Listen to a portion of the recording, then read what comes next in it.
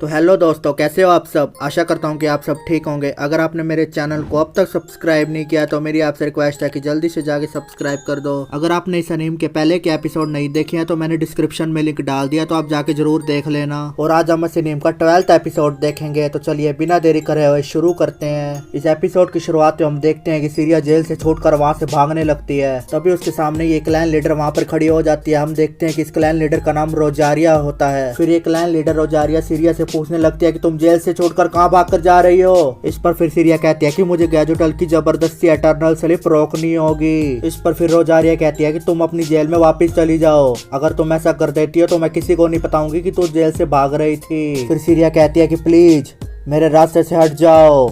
इस पर फिर रोजारिया कहती है कि तुम मेरा कहना नहीं मान रही, जबकि मैं तुम्हें मेरी छोटी बहन मान रही हूँ। फिर सीरिया कहती है कि बिल्कुल आप ही की तरह मैं भी एक क्लैन लीडर हूँ और जो मुझे करना चाहिए मैं उसके लिए तैयार हूँ। इसके बाद हम देखते हैं कि सीरिया रोजारिया पर हमला करने के लिए अपना सोल वेपन निकाल लेती है। ये देखकर फिर रोजारिया भी अपना एक सोल वेपन निकाल लेती है जिसका नाम होता है ब्लड विच। इसके बाद फिर रोजारिया अपने सोल वेपन से सीरिया के ऊपर हमला करने लगती है। तभी सामने से सीरिया भी अपना सोल वेपन को यूज कर देती है। इसके बाद हम देखते हैं कि वहाँ पर एकदम बहुत ज्यादा ब्लास्ट हो जाता है। फिर यहाँ से सीन चेंज होता है और हम रेजिस और M21 को देखते हैं जो कि राय के मिशन के लिए जंगल में निकल पड़ते हैं। फिर वहाँ पर जंगल के रास्ते में M21 रेजिस से कहता है कि कौन ऐसा नोबल होगा जो लॉर्ड के कास्टल का रास्ता ना जानता हो। अगर हम खो गए तो मैं तुम्हें छोड़कर चला जाऊंगा। इस पर फिर रेजिस कहता है कि क्या कहा तुमने। वही दूसरी तरफ हम देखते हैं कि टोक्यो और टाओ भी इन दोनों को लीड कर रहे होते हैं और ब्लूटूथ की मदद से आपस में बातचीत कर रहे होते हैं। इन दोनों की बातों को सुनकर फिर टाओ कहता है कि यार M21 और रेजिस, ये लड़ने का वक्त नहीं है। हमारा मिशन बॉस और उनके मास्टर को अच्छे से सैंक्चुरी तक पहुँचने देना है। तुम दोनों को चारा बनकर दुश्मन को उलझाना है, इसलिए प्लीज तुम दोनों लड़ो मत। फिर टोक्यो कहता है कि और हम तुम्हारे साथ हैं। इसके बाद हम देखते हैं कि M21 और रेजिस जंगल में भाग ही रहे होते हैं कि उनके सामने रायल आके खड़ा हो जाता है। फिर रायल रेजिस से कहने लगता है कि लॉर्ड के ऑर्डर के खिलाफ तुम लोग एडेनिया में क्यों आ गए, तुम जरूर मरना चाहते हो। फिर रेजिस रायल से पूछने लगता है कि सीरिया कहाँ पर है, क्या वो ठीक है। इस पर फिर रायल कहता है कि वो जेल में कैद है। फिर रेजिस कहता है कि तुमने उसे धोखा दिया, तुम तो उससे प्यार करते थे। इस पर फिर रायल कहता है कि चुप रहो, इन सब में तुम लोगों की गलती है, सीरिया बस इन सब में उलझ गई। इस पर फिर रेजिस कहता है कि इससे तुम्हारा क्या मतलब है। फिर रायल कहता है कि गैजुटल को एटर्नल स्लिप की सजा मिली है गद्दार की साइड लेने और लॉर्ड को धोखा देने के जुर्म में, और उनके ग्रैंडसन के तौर पर तुम भी सजा के लायक हो। रायल कहता है कि अगर तुम शांति से मेरे साथ चलो तो मैं तुम्हारा एक हाथ और एक पैर बख्श दूंगा। इसके बाद हम देखते हैं कि रायल रेजिस के ऊपर हमला करने ही लगता है कि बीच में M21 आ जाता है। फिर M21 रेजिस से कहता है कि जाओ यहाँ से तुम। इस पर फिर रेजिस कहता है कि पागल मत बनो, तुम अकेले नहीं लड़ पाओगे। फिर रायल कहने लगता है कि ओ कमीने, मेरी मर्जी के बिना यहाँ से कोई नहीं जाएगा। इसके बाद हम देखते हैं कि M21 रायल के ऊपर हमला करने के लिए आगे बढ़ जाता है। इसके बाद फिर टाओ रेजिस को ब्लूटूथ की मदद से कहता है कि रेजिस यहाँ से जाओ, चिंता मत करो, हम पिछली बार की तरह आसानी से नहीं हारेंगे। आखिरकार बॉस ने हमें गुड लक चार्म जो दिया है। इसके बाद हम देखते हैं कि ये दोनों फ्रैंक का दिया हुआ वो कैप्सूल खाने लगते हैं। इसके बाद हम देखते हैं कि रेजिस वहाँ से चला जाता है। तभी हम देखते हैं कि रेजिस जंगल में भाग ही रहा होता है कि कायरस और रजस उसे देख लेते हैं। रेजिस को देखकर फिर रजस आगे बढ़ने ही लगता है कि कायरस उसे रोक लेता है और कहता है कि रुको, मैं जाता हूँ। इस पर फिर रजस कहता है कि तुम उसे छोटा भाई जैसा मानते हो, मतलब ये नहीं कि तुम उसे नरमी से पेश आओ। इसके बाद हम देखते हैं कि कायरस रेजिस के पास जाने लगता है। वही दूसरी तरफ हम देखते हैं कि रायल M21 के ऊपर हमला कर देता है। तभी उसके ऊपर कोई गोलियों से हमला करने लगता है। इस पर फिर रायल कहता है कि चुपना बंद करो और हिम्मत है तो सामने आओ, एक बार मैंने तुम्हें ढूंढ लिया तो मैं तुम्हारे टुकड़े टुकड़े कर दूंगा। हम देखते हैं कि ये गोलियों से हमला और कोई नहीं बल्कि टोक्यो अपनी गन से कर रहा होता है। टोक्यो टाओ से कहता है कि हमें और पास जाना होगा वरना ये गन उस तक नहीं पहुंच पाएगी। इसके बाद फिर रायल कहता है कि मैं आखिरी वार्निंग दे रहा हूँ, जल्दी से मेरे सामने आ जाओ। इस पर फिर M21 कहता है कि ये मुझे हंसाओ मत, तुम उतने दमदार नहीं हो जितनी उम्मीद थी, तुम बस बाकियों जैसे हो। तुम जानते हो अगर हम तीनों की उम्र भी मिला दे तब भी तुम्हारी आधी नहीं होगी। इस पर फिर रायल बहुत ज्यादा गुस्सा हो जाता है और कहने लगता है कि मैं तुम सभी को मार दूंगा। इसके बाद हम देखते हैं कि रायल M21 को मारने के लिए आगे बढ़ने ही लगता है कि टाओ उसे ऊपर से करंट दे देता है। हम देखते हैं कि रायल के ऊपर बहुत ज्यादा करंट के झटके लगने लगते हैं। इसके बाद फिर करंट का असर खत्म होने के बाद रायल कहता है कि तुम नीच कीड़ो, मैं तुम्हारा एक भी हिस्सा नहीं छोड़ूंगा। इसके बाद हम देखते हैं कि रायल अपना सोल वेपन ग्रांडिया निकालने लगता है। हम देखते हैं कि सोल वेपन की चमक बहुत ज्यादा होती है कि दूर दूर तक फैल जाती है। इसके बाद फिर ये चमक राय और फ्रैंक भी देख लेते हैं। फिर राय फ्रैंक से कहने लगता है कि चिंता हो रही है। इस पर फिर फ्रैंक कहता है कि मैं जानता हूँ हम उन पर थोड़ा निर्भर रह सकते हैं उनके काम को लेकर। फिर राय कहता है कि क्या ऐसा कुछ नहीं जो तुम चाहते हो। इसके बाद फिर यहाँ से सीन चेंज होता है और हम कायरस को देखते हैं जो कि रेजिस के पास आ जाता है। कायरस रेजिस से कहने लगता है कि इस तरह से हलचल करना तुम्हारी आदत नहीं है।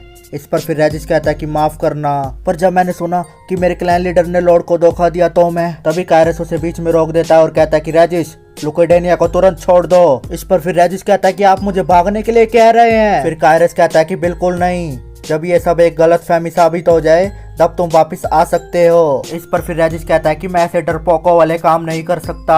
अगर मेरे क्लैन लीडर ने कोई गलत काम किया है तब उनके पास कोई कारण होगा। इस पर फिर कायरस कहता है कि अगर उन्होंने जानबूझ के किया हो तो। इस पर फिर रेजिस कहता है कि अगर ऐसा हुआ तो प्योर ब्लड होने के नाते मैं कोई भी सजा भुगतने को तैयार हूँ। फिर कायरस कहता है कि अगर तुम्हें इतना यकीन है तो मुझे हरा कर यहाँ से चले जाओ। अगर तुम मुझे नहीं हरा सकते तो गैजुटल के लिए तुम क्या कर पाओगे। कायरस रेजिस से कहता है कि अगर तुम्हारे हमले मुझे जरा सा भी चौंका पाए तो मैं खुद तुम्हें गैजुटल के पास ले जाऊंगा। फिर रेजिस मन ही मन में सोचने लगता है कि कायरस मुझे एक बढ़िया मौका दे रहे हैं जिसकी मुझे उम्मीद भी नहीं थी। फिर कायरस कहता है कि चलो शुरू करते हैं, टाइम बहुत कम बचा है। इसके बाद हम देखते हैं कि रेजिस कायरस को मारने के लिए आगे बढ़ने ही लगता है कि कायरस अपने गुस्से से उसको दूर फेंक देता है। इसके बाद फिर कायरस कहता है कि बेवकूफ मत बनो और लुकेडेनिया को छोड़ दो अभी, इससे पहले कि देर हो जाए। इसके बाद फिर रेजिस नीचे से खड़ा हो जाता है और कहने लगता है कि नहीं, मैं अभी भी लड़ सकता हूँ, मैं हार नहीं मान सकता। अगर आपने मुझे जाने दिया तो आप पर बहुत बड़ा इल्जाम लगेगा। अगर इतना सब जानते हुए भी मैं यहाँ से चला गया तो मैं खुद को माफ नहीं कर पाऊंगा। इसके बाद फिर रेजिस अपने ग्रैंडफादर गैजुटल की उस बात को याद करने लगता है कि जब उन्होंने कहा होता है कि ऐसे रास्ते पर चलो कि तुम गर्व से कह सको कि तुम एक नोबल हो। इसके बाद फिर रेजिस बहुत ज्यादा एग्रेसिव हो जाता है और कहने लगता है कि मैं कभी उनसे नजर नहीं मिला पाऊंगा जिनकी मदद से मैं यहाँ तक आया हूँ। इसके बाद फिर हम देखते हैं कि रेजिस कायरस के ऊपर हमला करने के लिए आगे बढ़ने लगता है, लेकिन वो कायरस के आगे बिल्कुल भी नहीं टिक पाता और कायरस से मार खा लेता है। रेजिस को इस तरह देखकर फिर कायरस कहता है कि मैं तुम्हारी भावनाओं को समझता हूँ, तुमने काफी झेल लिया। इस पर फिर रेजिस कहता है कि मुझे माफ करना, ये सब मेरी गलती है। इस पर फिर कायरस कहता है कि ओ प्लीज, तुम बस एक बच्चे हो। फिर रेजिस कहने लगता है कि कायरस प्लीज अपना वादा याद रखना। इस पर फिर कायरस कहता है कि तुम इंसानों के साथ रह के बहुत बदल गए हो। इस पर फिर रेजिस कहता है कि सच में बहुत बुरी बात है ये। इसके बाद फिर यहाँ से सीन चेंज होता है, हम रायल को देखते हैं जिसने M21 के ऊपर अपने सोल वेपन से हमला कर दिया होता है। रायल M21 से कहता है कि तुम में काफी हिम्मत है जो मुझे ग्रैंडिया इस्तेमाल करने पर मजबूर कर दिया। हम देखते हैं कि रायल के सोल वेपन से M21 को बहुत ज्यादा ब्लड निकलने लगता है और वो बेहोश भी होने लगता है। ये देखकर वहाँ पर टोक्यो और टाओ भी आ जाते हैं। टोक्यो अपनी गन से रायल के ऊपर हमला करने लगता है, लेकिन रायल के ऊपर कुछ भी फर्क नहीं पड़ रहा होता। इसके बाद फिर रायल अपने सोल वेपन से इन दोनों के ऊपर हमला कर देता है और कहने लगता है कि कमीने कीड़ो, अगर तुम थोड़ी देर और छुपे रहते तो और टाइम जी लेते। इसके बाद फिर रायल इन दोनों को लातों पर लात मारने लगता है। तभी M21 रायल का एक पैर पकड़ लेता है और कहने लगता है कि अब रुक जाओ। इस पर फिर रायल कहता है कि अपने घटिया हाथों से मुझे मत छुओ। इस पर फिर M21 कहता है कि तुम अपने आप को नोबल मानते हो, जिस एक पिद्दी को मैं जानता हूँ वो एक असली प्राउड नोबल है, वो ऐसा घटिया काम कभी नहीं करता। इस पर रायल बहुत ज्यादा भड़क जाता है और M21 पर हमला करने ही लगता है कि तभी वहाँ पर रजस आ जाता है। फिर रजस अपने छोटे भाई रायल से कहने लगता है कि रायल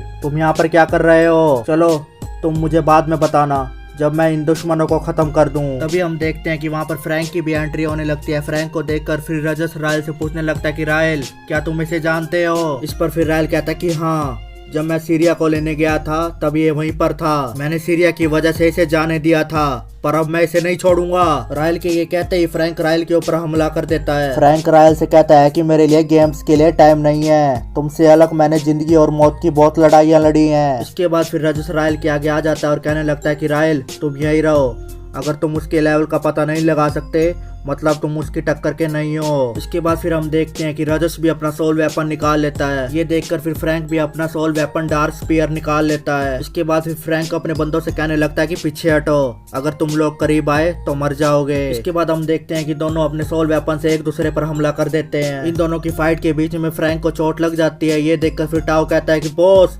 आपको चोट लग गई। दूसरी तरफ रायल कहता है कि कीड़ों को बचाने के लिए यही मिलता है, बेवकूफ इंसान, सही हुआ तुम्हारे साथ। फिर रजस फ्रैंक से कहता है कि अगर मेरा भाई दखल ना देता तो मेरा हमला आपको नहीं लगता। उसके बाद फिर फ्रैंक से बराबरी करने के लिए रजस अपने आप को भी चोट पहुंचा देता है। अपने आप को चोट पहुंचाने के बाद फिर रजस फ्रैंक से कहता है कि मैं हमेशा लड़ाई अपने से बराबरी वालों से करता हूँ। इसके बाद फिर हम देखते हैं कि दोनों में दोबारा से एक फाइट होने लगती है, लेकिन इस बार फ्रैंक रजस के ऊपर भारी पड़ रहा होता है। अपने भाई की हालत देखकर फिर रायल कहने लगता है कि ब्रदर मेरा सोल वेपन ले लो। इस पर फिर रजस कहता है कि नहीं, पिताजी ने ये सोल वेपन सिर्फ और सिर्फ तुम्हें दिया है। सोल वेपन सिर्फ क्लैन लीडर को दिए जाते हैं, पर पिताजी ने इसके 2 हिस्से किए और हम दोनों को एक एक हिस्सा दिया। उन्होंने वो किया जिसकी परमिशन नहीं थी। सोचो इसका क्या मतलब हुआ। इसका मतलब है मुझे मेरा काम करना है और तुम्हें तुम्हारा, और तुम इसे इतनी आसानी से छोड़ रहे हो। क्या तुम पिताजी की इच्छा को ऐसे बर्बाद करना चाहते हो? फिर फ्रैंक कहता है कि रजस, तुम्हारे पिता वो व्यक्ति हैं जिसने मुझे मेरी पावर कंट्रोल करना सिखाया, और ऐसा करते वक्त वो स्ट्रिक्ट, साइलेंट, कहीं से भी प्यारे नहीं और प्राउड थे। तो बिल्कुल उनकी तरह हो। चलो आगे बढ़ो। फिर यहाँ से सीन चेंज होता है और हम लॉर्ड रेस्किरिया को देखते हैं, जो कि अपने फादर की कॉफिन के आगे खड़ी होती है। रेस्किरिया बोल रही होती है कि पिताजी, मैं जानती हूँ आप उससे मेरी लड़ाई के खिलाफ होंगे, पर इन सब घटनाओं के पीछे वो अकेला कारण है। आपने उस पर भरोसा करके जो गलती की है, मैं उसे सही करूंगी। हम देखते हैं कि यहाँ पर लॉर्ड रेस्किरिया राय के बारे में बात कर रही होती है। तभी लॉर्ड रेस्किरिया अपने क्लैन लीडर लूडिस से कहती है कि लूडिस, गैजेटल को यहाँ पर लाओ। इसके बाद फिर लॉर्ड रजारिया के पास पे कांटेक्ट करने लगती है। लॉर्ड का मैसेज मिलने के बाद फिर रजारिया सीरिया से कहती है कि सीरिया, यहाँ से जाने का वक्त आ गया है, लॉर्ड बुला रही हैं। इसके बाद हम देखते हैं कि सीरिया और गैजेटल दोनों को लॉर्ड के सामने प्रेजेंट कर दिया जाता है। फिर लॉर्ड सीरिया से पूछने लगती है कि सीरिया, क्या तुम गैजेटल को बचाने के लिए जेल से बाहर निकली थी? इस पर फिर सीरिया कहती है कि हाँ। फिर लॉर्ड कहती है कि अगर तुम गद्दार को बचाने की बात को मान रही हो, तब तुम्हें भी एटर्नल स्लीप में भेज दिया जाएगा। इस बात पर फिर क्लैन लीडर दोबारा से विरोध करने लगते हैं और कहते हैं कि लॉर्ड, ये ज्यादा हो जाएगा। तभी गैजेटल बीच में कहता है कि इसकी जरूरत नहीं पड़ेगी। लॉर्ड, आप जबरदस्ती सीरिया को एटर्नल स्लीप में नहीं भेजना चाहती है ना, और इसलिए आपने हमें इस स्केर्ड प्लेस पर बुलाया है जहाँ पर प्रीवियस लॉर्ड सोए हैं। आपको लगा मैं आपसे यहाँ रहम की भीख मांगूंगा? इस पर फिर लॉर्ड रेस्किरिया कहते हैं कि चुप रहो। फिर गैजेटल कहता है कि नहीं रहूंगा, ना ही उसने और ना ही सीरिया ने कोई जुर्म किया है। इस पर फिर लॉर्ड कहती है कि तो तुम आखिर तक उस गद्दार की साइड लोगे? बस थोड़ी देर और, जल्दी मैं उसे यहीं एटर्नल स्लीप में भेज दूंगी। इस पर फिर गैजेटल कहता है कि ये नामुमकिन है, मुझे याद है, आप भूली नहीं होंगी उस आदमी के बारे में जो हमेशा उसके साथ होता है। वो कोई नोबल नहीं है, पर तब भी उसके पास क्लैन लीडर जितनी पावर है। हम देखते हैं कि यहाँ पर गैजेटल फ्रैंक के बारे में बात कर रहा है। इसके बाद फिर गैजेटल लॉर्ड से कहता है कि लॉर्ड, आपको फ्रैंक के बारे में कुछ नहीं पता, ना ही उसके बारे में। आप अभी वो लॉर्ड बनने के काबिल नहीं जो सबको झुकाए। फिर गैजेटल वहाँ खड़े क्लैन लीडर से कहने लगता है कि ना ही तुम में से किसी को पता है क्यों लॉर्ड राय से नफरत करती है। इस पर फिर रजारिया कहती है कि क्योंकि उसने प्रीवियस लॉर्ड को मार दिया था। इस पर फिर गैजेटल कहता है कि ये तुम्हारे लिए हो सकता है, लेकिन रेस्किरिया राय से इसलिए नफरत करती है क्योंकि प्रीवियस लॉर्ड उसे अगला लॉर्ड बनाना चाहते थे। ये सुनकर वहाँ खड़े सभी क्लैन लीडर शौक में पड़ जाते हैं। इसके बाद फिर गैजेटल लॉर्ड रेस्किरिया से कहने लगता है कि रेस्किरिया, एटर्नल स्लीप लाइक मैंने जो काम किया है तो वो ये है कि मैं आपको सही राह नहीं दिखा पाया, आपको एक ऐसे लॉर्ड में नहीं बदल पाया जो सबको साथ लेके चले। गैजेटल कहता है कि क्यों प्रीवियस लॉर्ड आपको अपना सक्सेसर नहीं बनाना चाहते थे? क्यों राय ने प्रीवियस लॉर्ड के ऑफर को मना कर दिया? आपने कभी ये जानने की कोशिश नहीं की वो कैसा महसूस करते थे? आपने हमेशा अपने इमोशन को खुद पर हावी होने दिया। जब तक आप अपने अहंकार में डूबी रहोगी तब तक लुकेडेनिया और नोबिलिटी का कोई भविष्य नहीं है। गैजेटल कहता है कि मैंने जरूरत से ज्यादा देर कर दी, प्लीज आपको जो सही लगे वो करिए। इस पर फिर लॉर्ड रेस्किरिया कहती है कि ठीक है, मैं तुम्हें तुरंत एटर्नल स्लीप में भेजती हूँ। इस पर फिर गैजेटल कहता है कि आपने एक सही फैसला लिया। इसके बाद हम देखते हैं कि लॉर्ड रेस्किरिया अपना सोल वेपन निकाल लेती है और वो इससे गैजेटल पर हमला करने लगती है कि वहाँ पर एक आदमी की एंट्री होने लगती है।